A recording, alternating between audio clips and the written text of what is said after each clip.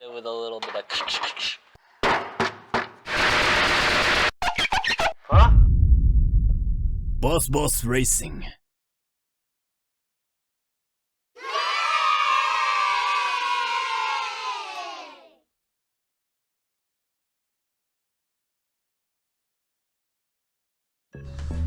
Alright, so we are now gonna start taking out the, oh Jesus, what is this called?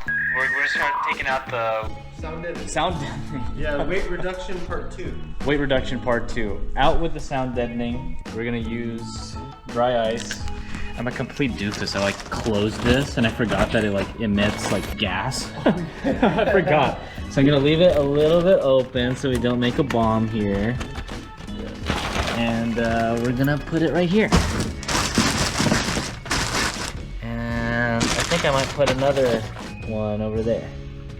But yeah, that's gonna be cool. Look at that.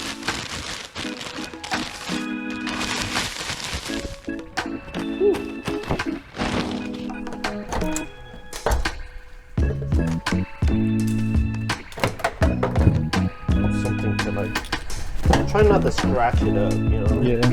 Try not to. I think the more larger area that you freeze, it just, you get like Chunks, right? Yeah. Yeah. So yeah, we're just gonna freeze off the sound deadening, hit it with a little bit of We're gonna have a nice and light car. No caca. Ooh. Yeah, so it's releasing from the surface. Damn! Oh my gosh. Woo! Alright, let's see who get the biggest chunk. I'm gonna get the biggest chunk. I'm gonna get the biggest chunk here. Well, newsflash, I did not get the biggest chunk. It's actually something that I think about constantly because it's so unsatisfying that I wasn't able to take off a big piece of this in one go, but such is life. This whole process kind of sucked only because I didn't get enough dry ice and we were just moving that little baggie around. Next time I would suggest getting a ton of dry ice because I think that's going to speed up the whole situation. But we made do and we chipped away. Alright, so we got most of the sound deadening out from the driver and the passenger area. We still have the rear, but job well done today, Mark. Lots of pounding. Yeah. Papa. Look at the piles of sound deadening. You know, these alone won't weigh a ton, but all in all, I mean, Everything adds up. everything adds up. So, And we'll get to hear more of the road and the engine yes. and the tires, the grip. And not to mention, it just seems more like a race car now. Something that we decided yesterday, I think, was I'm gonna go ahead and respray the engine bay just so it's nice and pretty for when we go to the track and we try to stunt on everybody. Take a look at this, because there's nothing worse than we pop the hood. Yeah. Oh, check this out. Ooh, And it's what's been, going on? yeah, it's been sprayed like a flat white, and that just eats up all color. Yeah, Grease. like a good gloss is like nice. Yeah, something to clean it easy. Yeah, something really nice. We're gonna go ahead and degrease this thing at some point. I'm waiting for some spray paint because we're gonna spray paint everything because I'm a cheap bastard. Look how nasty this engine bay is. It's actually kind of crazy that this is how it used to look like, because just you wait. When you see the after, you are gonna be shocked. And you can do it too.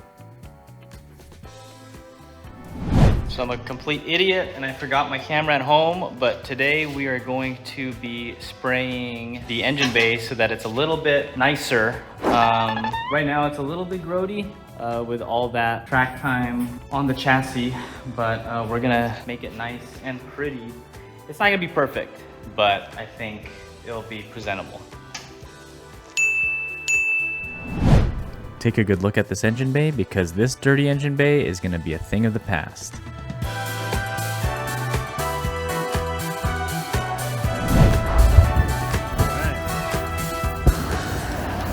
Degreasing. Get all that gunk off. Yuck. Just gonna agitate some of this nasty grime after we've put on this degreaser, and I'll report back in a little bit.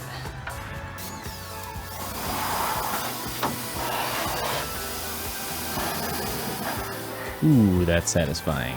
Look at all that dirt just come right off.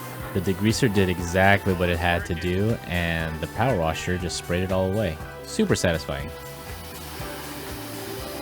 Okay, so the engine bay is pretty much cleared out. Did a pretty good job. The degreaser did a lot of work with some scrubbing. As you can see, it's way cleaner than before. There's some spots where I missed, but you know, this is gonna get sanded and sprayed, so whatever. Doesn't have to be perfect, but we're gonna go for something that looks good. And some of you are wondering why I'm wearing a vapor mask.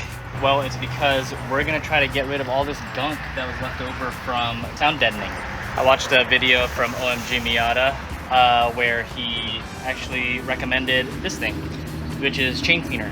And it gets rid of all of this gunk, but it's really nasty stuff. You don't want to be inhaling this stuff. That's why the respirator. Let me show you how this stuff works. It's pretty magic. Okay, so this is a spot that I actually cleaned with this, and this is a spot that I didn't. So give it a nice shake. You're supposed to let it sit for about 60 seconds, but I like to agitate it.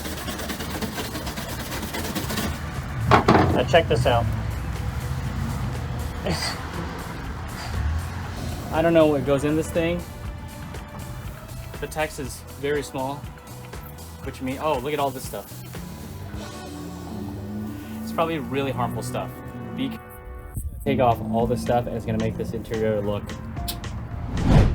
And now we're on to phase 2 of the engine bay cleanup. I'm using Duplicolor prep spray to clean up all the oil and grease so that the paint has the best chance to lay down properly. The last thing you want is to spray over any type of oil or grease because it ends up bubbling and peeling and just giving you a major headache. Best thing to do is to clean up and prep as much as you can before painting to save yourself the trouble. But trust me, this was tough because I'm so dang impatient, and if I had listened to the demons in my head, I would have barely even cleaned it before cracking open a can of paint. And the moment you've all been waiting for, all 3 of you watching this video right now. It's time to spray. I'm using Duplicolor Perfect Match in Honda Frost White. Why not Championship White or Taffeta White? I have no idea. I don't know what I'm doing. Ever. Before I conjured up the courage to buy dozens of paint cans on Amazon, I watched dozens of hours of Paint Society on YouTube, who is a goldmine of information when it comes to learning how to lay down paint. Specifically in this case, rattle cans. So do yourself a favor and watch his videos if you want to cheap out like me and rattle can your car and make it actually look half decent.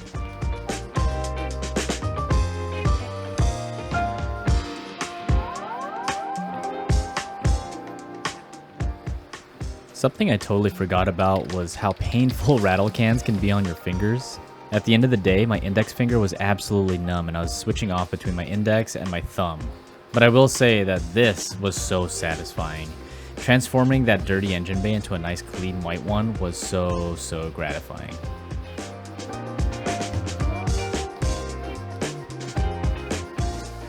Here I'm using Eastwood 2K Clear Coat because it was highly recommended by Paint Society, and oh my god, that stuff is magic in a can. If you throw down a few layers of this 2K Clear, you end up with such a good gloss. It's a bit pricey per can, but trust me, it's worth it. Alright, so I'm finished with painting the engine bay. Listen, I'm not a pro at this, and I never claimed to be. I'm already looking at it right now, and when I was in there, I was like spraying the clear, and I was like, yeah, this is looking so good. But now I'm looking at it, I'm like, ooh, I missed the spot. Some of it's a little bit not so great, but this is a race car, right? I didn't really go in depth with how I sprayed the engine bay because this isn't a how-to, because like I said, I'm not a pro, but I'll show you the broad strokes of it. I used this Duplicolor paint match that I got on eBay. I think this is Frost White. I like the color because it's a really clean white. I don't know, all those different like color codes, color options from Honda. People have a lot of opinions about the different whites. It's white, I don't know, it's cool. nearly went through all of the cans of this. I think I had 5 to do this engine bay. The one thing that I didn't do that I probably should have done is I didn't hit it with primer because it seemed like a lot of work and I'm pretty lazy. So I just hit it with the paint and hope that it would kind of come through, since the original color was white, albeit like 50 shades of white. And it came out pretty okay, I'd say. I think the main thing that really did it for this was the Eastwood 2K Aerospray, the clear coat. It doesn't look perfect, but it looks way better than it used to, so that's good enough. I'm pretty happy with it. I'm happy with how it came out. Now we have to let this thing cure for 24 to 48 hours and drop in the K20. We're back in, and the engine bay has fully cured, and it looks pretty amazing. I did a pretty bad job of prepping this thing, and like I was sanding it only enough for me to be like, yeah, that's good enough. And just sprayed over it, did a good 2K clear, and hope for the best. I think it came out all right, right? It's shiny and like. Yeah, there's good parts. This part, really good. This part, whoops. We messed up on a few parts, but it's okay. It's a race car. It's just seen it before. Yeah. Well, yeah. The before, I hope I could go to like a before and after, because this right here, as opposed to what it was before, is a mental. Yeah, this beautiful white cloud. The other one looked like a dark cloud ready to rain. You know.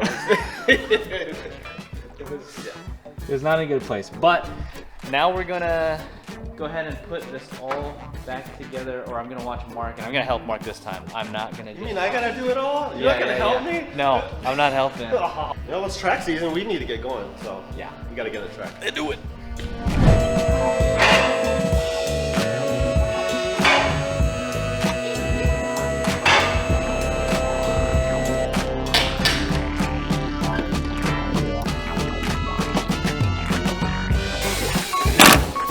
I don't know if it comes across on camera, the difference between color between this frost white and this, God knows what type of white this is. This car was like 50 shades of white, and it's very evident now. Clean, dirty, white, yellow, beige. Oops. It's Christmas time. So we were putting back everything, looked at the wiring harness right here, and I don't know if you could see it. It's a little bit crusty. Mark decided, you know what, maybe it's time to give this a little refresh. What do you think, Mark? I think we should get rid of the butt connectors and make a clear soldered connection with heat shrink, and just if someone have any issues later on, it's easy to deal with it now. And it's gonna be a pain in the ass to deal with it later when we're on the track and something happens. And yeah, because there's a bunch of like wires that lead to nothing and we aren't being used. So, and a lot of like connectors here that could easily come apart. So come off, blow a fuse. Just yeah, it's time. After what are we talking about? 35 years now. Oh boy. It needs a little. So it's better to get this out of the way now than wait and then have it fail at some point. So we'll put in the work now, make it nice and clean, and get this thing going. Yep. All right, so we've got all the brake lines and all the funny little harnesses kind of wrapped up, looking pretty good, pretty fresh. This is starting to feel more like an engine bay, huh, Mark? Yep, coming along. Coming along. BAO has been naked for so long. I was super stoked to get his eyes back on to make him look more like a car. And by now you know that my mechanical prowess is limited, but putting back headlights? Put me in, coach.